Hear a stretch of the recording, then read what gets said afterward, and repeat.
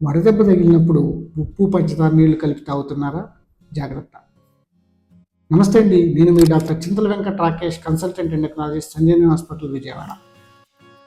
చాలామంది వడదెబ్బ తగిలినప్పుడు లేదా లూజ్ మోషన్స్ అయినప్పుడు, నీళ్ళ విరోచనాలు అయినప్పుడు ఉప్పు, పంచదార కలుపుకొని, చిటికెడు ఉప్పు, కొంచెం పంచదార కలుపుకొని మన ఇంట్లో నీళ్ళు తయారు చేసేసుకొని తాగుతారు. అది తాగొచ్చా? మనకి ఓఆర్ఎస్ అనేది అవైలబుల్ లేనప్పుడు, మనం ఇంతకుముందు చెప్పుకున్నట్టు WHO సర్టిఫైడ్ ఓఆర్ఎస్ కనుక లేనప్పుడు ఇంట్లో మనం ఫాలో అయ్యేటటువంటి ఒక పద్ధతి.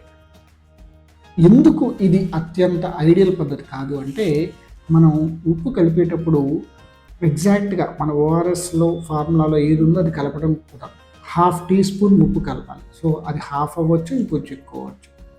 తర్వాత షుగర్ కొంచెం ఎక్కువ కలుపుతూ ఉంటాం.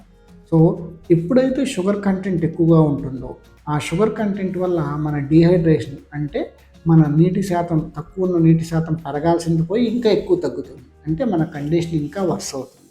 సో ఆ సమపాలాల్లో చిటికెడు ఉప్పుడు, చెంచాడు పంచదార అంటాం కదా. సో సగం టీ స్పూన్ ఉప్పు, 6 టీ స్పూన్ల పంచదార మనం సరైన మోతాదులో కలపడం కుదరదు కాబట్టి డీహైడ్రేషన్ ఎక్కువ అయ్యేటటువంటి ఛాన్స్ ఉంటుంది. అందువల్ల కుదిరితే best solution ORS, WHO certified ORS.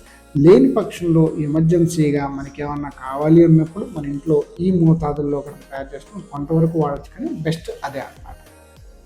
మరి మజ్జిగ, కొబ్బరి బొండం నీళ్ళు ఇవన్నీ ఎట్లా వాడుతుంది?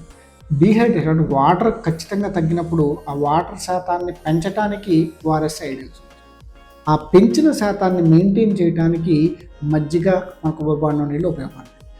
ఓఆర్ఎస్లో కేవలం సాల్ట్, షుగర్ అంటే ఉప్పు, షుగర్ మాత్రమే కాకుండా పొటాషియం అనేది ఉంటుంది, సిట్రేట్ అనేది కూడా ఉంటుంది అన్నమాట. సో ఈ లవణాలు మనకి కొంతవరకు కొబ్బరి బొండం నీళ్ళలో, మజ్జిగలో ఉంటాయి కాబట్టి కొంత డీహైడ్రేషన్ కరెక్ట్ అయిన తర్వాత మెయింటైన్ చేయడానికి ఇవి ఉపయోగపడతాయి అన్నమాట.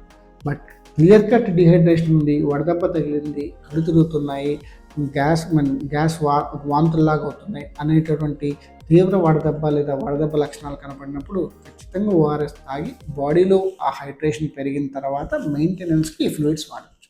నమస్తే.